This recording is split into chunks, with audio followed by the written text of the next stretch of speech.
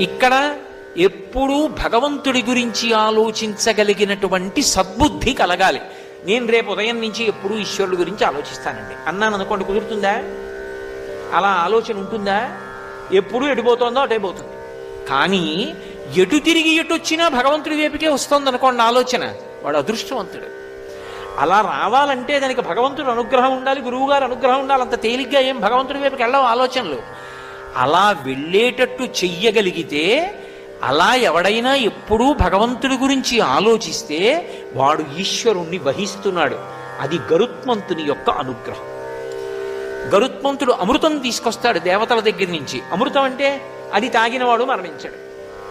మనం చిట్ట చివరి ప్రయోజనంగా ఏమడుగుతాం? మాకు మృత్యోర్మా అమృతంగమయా, మృత్యువు నుండి అమృతత్వానికి తీసుకెళ్ళమంటాం. ఇక నాకు మృత్యువు కలగకూడదు అని అడుగుతాం. మృత్యువు కలగకూడదు అంటే